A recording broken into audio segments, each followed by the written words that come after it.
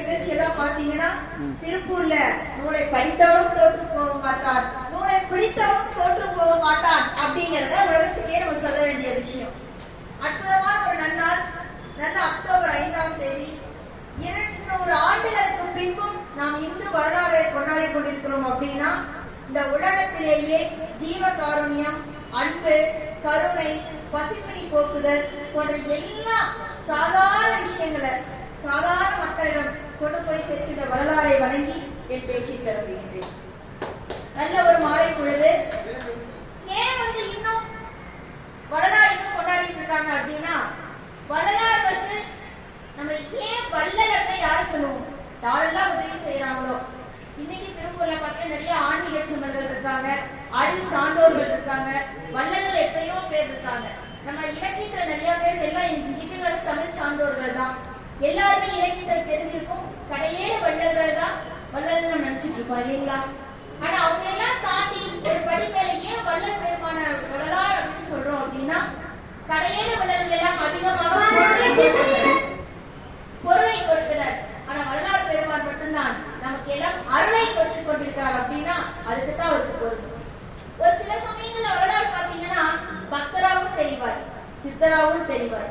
சித்தரா பார்த்தோம்னா சித்தராக தெரிவார், பக்தராக பார்த்தோம்னா பக்தராக தெரிவார். வரலாறு பெருமானுக்கு முன்னாடி தோன்றிய ஞானிகள், அறிவார்ந்த சான்றோர்கள், மாணிக்க வாசகர், திருமூலர் எல்லாம் பாத்தீங்கன்னா 3ஆம் நூற்றாண்டு 4ஆம் நூற்றாண்டு அந்த நூற்றாண்டை சார்ந்தவர்கள். நம்ம வாழ்ந்த சமுதாயத்துல என்னுடைய தாத்தா கூட வரலாறு பார்த்துக்கலாம். ஏன்னா 19 வரலாறு தெரியும், தாத்தா கூட வரலாறு பார்த்துருக்கலாம். அப்ப நம்மோடு மக்களோடு மக்களாக வாழ்ந்து ஞானியராக இன்று தெய்வத்துக்கு இணையாக போட்டிட்டு இருக்கிறோம்னா அது வள்ளல் பெருமான் மட்டும்தான். வள்ளல் பெருமான் ஏன் இன்னைக்கு போட்டிட்டு இருக்கோம் அப்படின்னு சொன்னோம்னா, வள்ளல் பெருமாள் ஒரு நாளை எல்லாரும் சொன்னாங்களா, நம்ம மாதிரி அறிவார்ந்த ஆண்டோர்களும் அவருடைய அடியார்களும் சொன்னாங்களாமா, ஐயா எங்களுக்கு உங்களை போட்டோ எடுத்து வைக்கணும்னு ஆசை, உங்களை போட்டோ எடுத்து வைக்கணும்னு ஆசை. ஏன்னா இன்னும் இந்த சினிமா படத்துல வர மாதிரி திருவள்ளுவர் தான் தாடி வச்சிருப்பாரு, பாரதியார்னா முண்டாசு கட்டியிருப்பாரு, வள்ளல் பெருமான் வெள்ளை உடை அடிச்சிருப்பாரு அப்படின்னா போட்டோ நமக்கு யாராவது வரைஞ்சு வச்சிருந்தா மட்டும்தான் நமக்கு தெரியும். உண்மையா இல்லைங்களா? அப்போ வள்ளல் பெருமான போட்டோ எடுக்கலாம்னு சொல்லி இந்த மாதிரி வீடியோ எல்லாம் வச்சு போட்டோ எடுக்கிறாங்களாமா. இப்ப போட்டோ எடுக்கும் போது கேமராமேன் எடுத்துட்டே இருக்காரு, 4 டைம் எடுக்கிறாரு, 5 டைம் எடுக்கிறாரு, 10 டைம் எடுக்கிறாரு, எடுத்துட்டே இருக்காரு. ஆனா ஒரு தடவை கூட அவருடைய போட்டோ வரவே, கேமரா பதியவே இருக்குது. எல்லாத்துக்கும் ஒரே ஆச்சரியம். ஏன்னா சாதாரண மனிதர்கள் போட்டோ எல்லாம் வருது, ஐயாவோட போட்டோ மட்டும் வரமாட்டேங்குது. இப்ப ஐயாட்ட போய் கேட்டாங்களாம், ஏன் என்னங்கய்யா ஒரே எங்களுக்கெல்லாம் மர்மமா இருக்கு, போட்டோ மட்டும் வரல அப்படின்னா, ஏன்னா என்னுடைய உடம்பு மனித உடம்பு கிடையாது, என்னுடைய உடம்பு மனித உடம்பு கிடையாது, ஒளி உடம்பு பொருந்தியது. ஐயா வந்து யாரும் பார்த்துக்க மாட்டாங்க. ஏன்னா ஐயா எப்பவும் வெள்ளை ஆடை அணிந்து ரோட்ல நடக்கும் போது கைவீசி நடந்தா கூட சில உயிரினங்களுக்கு துன்பம் ஏற்படுமோ நினைச்சிட்டு கையை கூட சத்தமா வீசி நடக்காத ஒரு மனிதர். இப்ப ஐயாவோட போட்டோ விழுகவே இல்லை. ஏன்னா அவருடைய ஒளி வடிவம் காட்டிக்கு ஐயாட்ட போய் எல்லாரும் கேட்டு இந்த தமிழ் சமூகம் உங்களை எப்படிதான் பார்க்கணுங்கிறதுக்காக ஐயாவோட மன்றாடி கேட்டு தியானம் இருந்து அதுக்கப்புறம் ஐயாவோட போட்டோவை கேமரா பதிய வச்சாங்கன்னா ஒரு சாதாரண மனிதர் இந்த அளவுக்கு இறைவனை அடைய முடியும் அப்படின்னா அது நம்மளுக்கு மிகப்பெரிய பெருமை இல்லைங்களா? மிகப்பெரிய பெருமை. இன்னும் உலகத்துல பாத்தீங்கன்னா உலகத்தில போதும் என்று சொல்லக்கூடியது உணவு மட்டும்தான். நம்ம எதுவுமே பணக்காசு வந்தா சம்பளம் 1 லட்சம், தீபாவளி போனா சம்பளம் லட்சம் வந்து வேணாம்னு சொல்லுவோம், வேணாம் சொல்ல மாட்டோம். பரவாயில்ல இந்த வருஷம் முன்னாடி நல்லா கொடுத்துருக்கான்னு சொல்லுவோம். கவர்மெண்ட் சம்பளம் அகவிலைப்படி 5% உயர்வு, 10% உயர்வு சந்தோஷமா தான் இருக்கு. பையனை கேட்டுருக்கீங்க, இந்த தீபாவளிக்கு ஒரு ட்ரெஸ் 2 ட்ரெஸ் எடுத்து கொடுத்தா சந்தோஷம் தான் சொல்லுவோம். ஆனா நமக்கு எப்பயுமே போதும்னு சொல்லுவோம், எது உணவு மட்டும்தான். ஆனா அடுத்த நேரம் பசிக்கும். ஆனா ஒரு 10 நாளைக்கு சாப்பிடாத கூப்பிட்டு 10 நாள் உணவு கொடுத்தா சாப்பிட முடியுமா? சாப்பிட முடியாது. இந்த உணவு மட்டுமே இந்த உலகத்துல இயக்கக்கூடியது அப்படின்னா அது ஐயா கண்டுபிடிச்ச ஒரு விஷயம் மட்டும்தான்.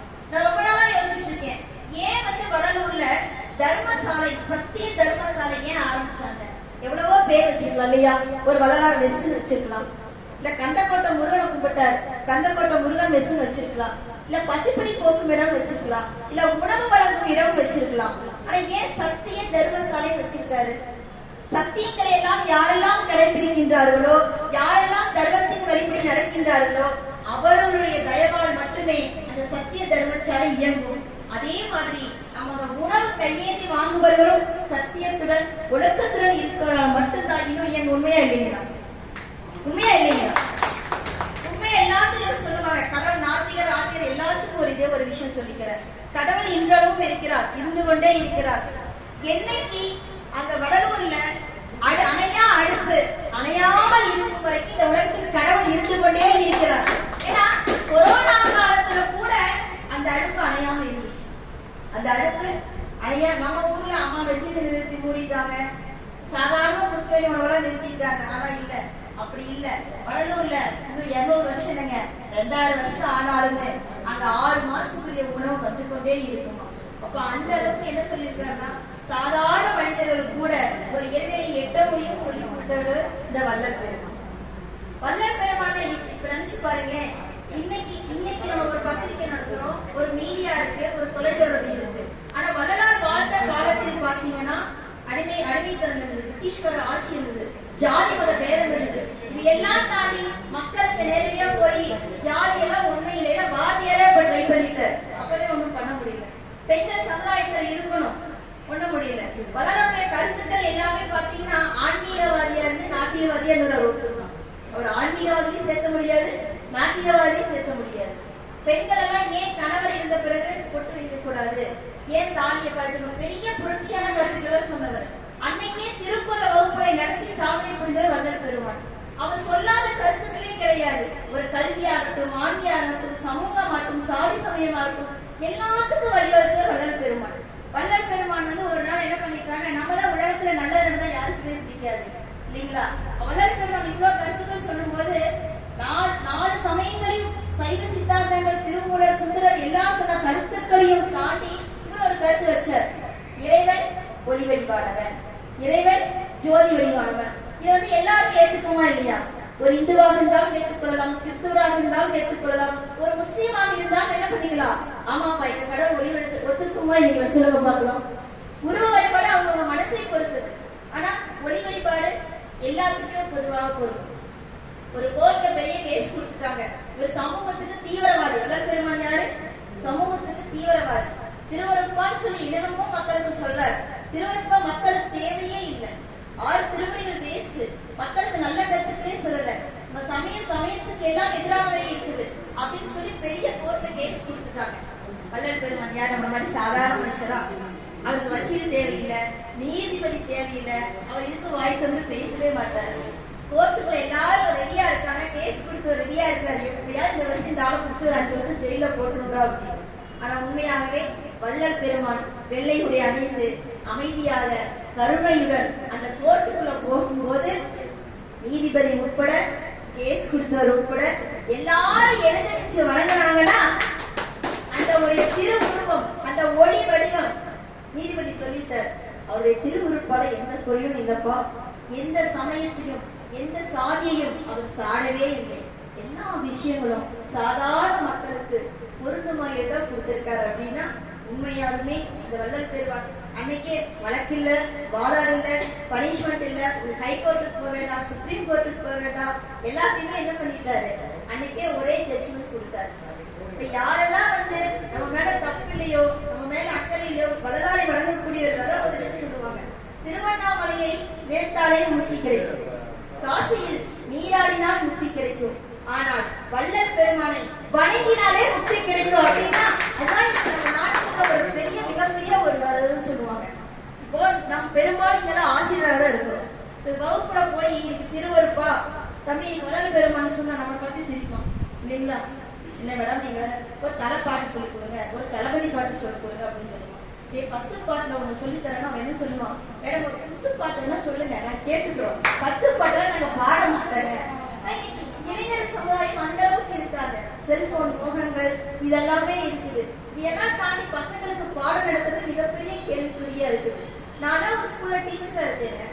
பசங்க கிட்ட போய் சொன்னே, தம்பி கடவுள் நேர வராது வந்தா நீ என்னடா கேட்பேன்னு சொல்ற அப்படின்னு கேட்டோம்னா என்ன சொல்லுவான், டீச்சர் எனக்கெல்லாம் எப்பவுமே ராயல் என்ஃபீல்டு என்ஃபீல்டு பைக் இருந்தா போதும், அதெல்லாம் ரொம்ப சந்தோஷமா இருக்கேன். இன்னொரு பையன் என்னங்கிறான், ஆடி கார் ஒண்ணு மட்டும் நம்ம வாங்கி வச்சுங்க டீச்சர், என்னோட திருப்பூர்ல யாருமே டாப்ல எழுதிருப்பான். இன்னொரு பையன் என்ன கேட்டேன்மா, ஒண்ணுமே இல்லைங்க, எனக்கு எதுவுமே வேண்டாங்க, 3 நேரம் பிரியாணி மட்டும் தட்டுக்கு வந்தா போதுங்க, அதே எனக்கு சந்தோஷம் தான். நான் கேட்பேன், டேய் நல்லா கடவுள் வந்தா தெரியுமா கேட்பேன், சொல்லுங்க டீச்சர் அப்படின்னா. நல்லா கடவுள் வந்தா ஆண்டவா எனக்கு நிறைய அறிவை கொடுக்கணும், எனக்கு நிறைய ஞானத்தை கொடுக்கணும் அப்படின்னு நினைப்பேன்டா அப்படின்னு. ஒருத்தன் சொன்னா பாருங்க, என்ன டீச்சர் பண்றது, யார்கிட்ட என்ன இல்லையோ அதைத்தானே கேட்க முடியும் அப்படின்னா. இன்னைக்கு அந்த அளவுக்கு வந்து ஒரு நல்ல ஆன்மீக கருத்துக்களை, இலக்கிய கருத்துக்களை இளைய சமுதாயத்தை கொண்டு போறது அவ்வளவு சிரமமா இருக்கு. இருந்தாலும் இந்த திருப்பூர் மக்கள் மாமன்றத்துக்கு நான் மிகப்பெரிய தலைவணங்குறேங்க. ஒரு மாசம் இருமுறை ஒரு நிகழ்வு நடத்தி அது மக்களிடம் கொண்டு போய் சேர்க்கணும். எங்களை மாதிரி பேச்சாளர்களை அழைத்து பேசணும். ஒரு தலைவருக்கும் நிர்வாகத்திற்கும் அத்தனை பேருக்கும் மிகப்பெரிய நன்றிகளை தெரிவிச்சுக்கொள்கிறேன். அழகா சொல்லுவாங்க, நீங்க வள்ளலார் வந்து சாதாரணமா சொல்லிட்டு போயிட்டாரு, துன்ப பிறரிடம் அன்பு காட்டு. இப்ப நிஜமாவே வீட்டுல போய் நீங்க உங்க வீட்டுல போய் உங்க வைஃப் கிட்ட சொல்லுங்களேன், உங்க வைஃப் கிட்ட சொல்லுங்க, இன்னைக்கு வள்ளல் பெருமான் கருத்துமா, இன்னைக்கு பிறந்த நாள், நான் எனக்கு சண்டையே போட மாட்டேன், துன்பப்பட்டாலும் இன்பமா சிரிக்கும்னு சொல்லியிருக்காரு, நான் மேல கோபமே பட மாட்டேன், உங்களுக்கு பிடிக்காத உப்புமா செஞ்சு வச்சிருக்காங்க, என்ன பண்ணுவீங்க? அதோட பாதி நாள் உப்புமா தாம சாப்பிடறேன், ஏமா ஒன்னாம் தேதியான சம்பளம் கொண்டு போய் கொடுத்தா தான் வீட்டுல ஹஸ்பண்ட், இல்லைன்னா சஸ்பெண்ட். நடைமுறை வாழ்க்கை இல்லைங்களா? அப்போ வாழ்க்கையில எப்ப கோபம் வராது, எப்ப வரா அழகா சொல்றாரு பாருங்க, அறிவு வேலை செய்யும் போதெல்லாம் அன்பு வராதாம், போட்டி மனப்பான்மை இருக்கும் போது அன்பு வேலை செய்யாதாம். நிறைய பேர் வள்ளல்கள் கேள்விப்பட்டிருக்கீங்க. சோழ மன்னன் வந்து தன்னுடைய ஊர்வலம் வரும்பொழுது என்னாச்சுங்க, தேர்ல வரும்போது கன்றுக்குட்டி வந்து தேர்ல அடிபட்டு இறந்துருச்சு. இது உண்மை, சாதாரண விஷயம். உண்மையாவே அது யார் மேலையும் தவறு இல்லை. இன்னைக்கும் பாத்தீங்கன்னா ஒரு ஆக்சிடென்ட் நடக்குது அப்படின்னா, ஒரு வண்டியில முன்னாடி டயர் யாராவது விழுந்தாத்தான் அது டிரைவர் மேல பொறுப்பு, பின்னாடி டயர் அடிபட்டுச்சுன்னா யாருக்காவது அடிபட்டுச்சுன்னா டிரைவர் பொறுப்பாக முடியாது. இன்னைக்கு இருக்க நம்ம நாட்டுக்கு ரூல்ஸ். ஆனா அந்த காலத்துல தேர் ஓட்டி வரும் பொழுது பின்னாடி சக்கரத்துல கண்ணுக்குட்டி விழுந்துச்சு. ஆனா சோழ மன்னன் என்ன பண்ணுனா, எல்லா உயிர்களும் ஒரே உயிர் தான், அது தன் மகனாக இருந்தாலும் சரி, பசு கன்றுவாக இருந்தாலும் சரி, எல்லா இதுவும் சொல்லி ஒரே தீர்ப்பு வழங்கியவர் சோழ மன்னன். என்ன பண்ணினாரு, தன் மகனையும் அதே தேர்வில் வைத்து அந்த தண்டனை கொடுத்தார், மகனுக்கு இறப்பிற்கு தண்டனை கொடுத்தார். நான் ஒன்னே ஒண்ணு கேட்கிறேன், உண்மையாலுமே நமக்கு அந்த அறிவு வேலை செய்யா? தான் பெத்த மகனை யாராவது கண்ணுக்கு முன்னாடி கொள்ளுவாங்களாம். ஆனா என்ன சொல்ல வராங்கன்னா, எல்லா உயிர்களை நேசிக்கும் பொழுது, எல்லா உயிர்களின் மீது அன்பு காட்டும் பொழுது, எல்லா உயிர்களின் மீது கருணை காட்டும் பொழுது நிச்சயமாக அறிவு வேலை செய்யாது. நிச்சயமாக அறிவு. அப்ப யாரெல்லாம் அன்பா இருக்காங்க, நம்ம எல்லாம் இன்னைக்கு என்ன சொல்லுவோம், பாதிப்பு சம்பளம் பொதுவாகவே வீட்டுக்கு, நானே எங்க வீட்டுக்கார் கொண்டு வந்து சம்பளத்தை 100 ரூபாய் கம்மியா கொடுத்து 1000 கேள்வி கேட்கும்.